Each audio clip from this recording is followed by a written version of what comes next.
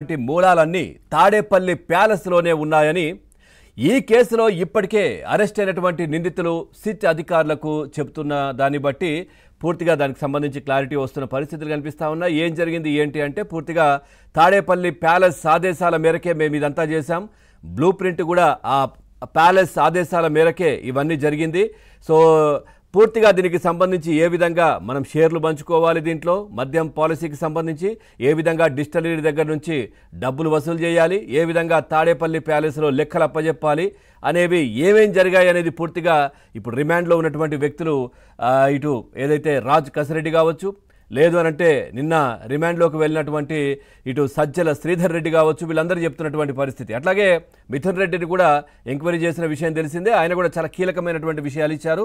పూర్తిగా రాజ్ కసిరెడ్డిని విచారించినటువంటి సిద్ధాధికారులకు చాలా కీలకమైనటువంటి సమాచారం కూడా రాబట్టినట్టుగా తెలుస్తూ ఉంది. మద్యం స్కామ్ మాజీ సీఎం జగన్ ప్రత్యక్ష మార్గదర్శకంలోనే సాగిందని, తర్వాత లిక్కర్ మాఫియా నుంచి అందిన నిధులను వైసీపీ ఖాతాలోకి మళ్లించారని ఇప్పటికే సిట్ తేల్చింది.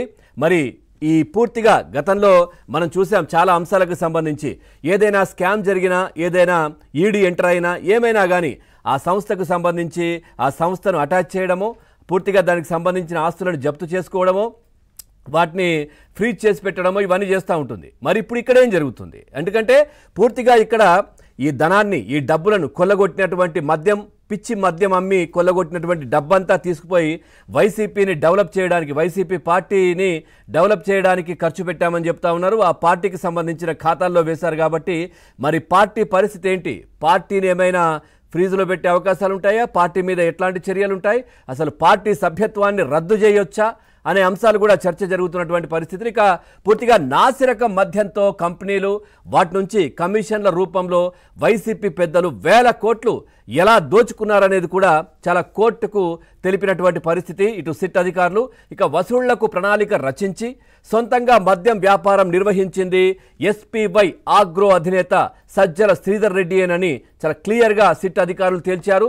ఇక ఎంపీ మిథున్ రెడ్డికి భాగస్వామిగా మద్యం స్కామ్లో కీలకంగా వ్యవహరించారంటూ కూడా చాలా క్లియర్గా తెలిపిన పరిస్థితి. మరోవైపు వైసీపీ అధికారంలోకి వచ్చిన వెంటనే ఇటు హైదరాబాద్, విజయవాడలో జరిగినటువంటి సమావేశాల్లో చర్చలు, మద్యం మాఫియా ఏర్పాటుకు వ్యూహం, అమలు, వసూళ్లు, నిధుల సమీకరణ, షెల్ కంపెనీల వివరాలు, నల్ల డబ్బు ప్రవాహం, జగన్ మార్గనిర్దేశకత్వం వరకు అన్ని వివరాలు కూడా సిట్ వెల్లడించినట్టుగా తెలుస్తోంది.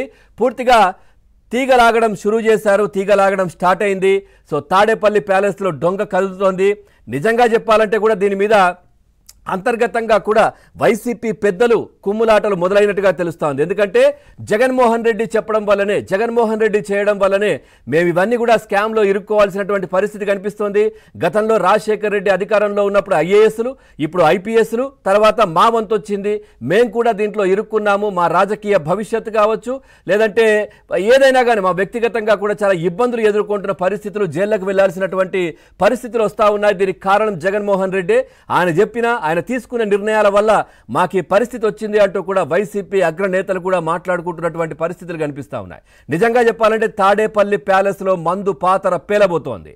సో దానికి సంబంధించి, ఎందుకంటే దీనికి సంబంధించి హడావిడి కూడా జరుగుతున్న పరిస్థితులు, ఇది నీ వల్లే చేశామంటే, నువ్వు చెప్తేనే చేశామంటూ కూడా అక్కడ ఒక పరిస్థితి కూడా ఎదురవుతున్నటువంటి పరిస్థితులు కనిపిస్తూ ఉన్నాయి.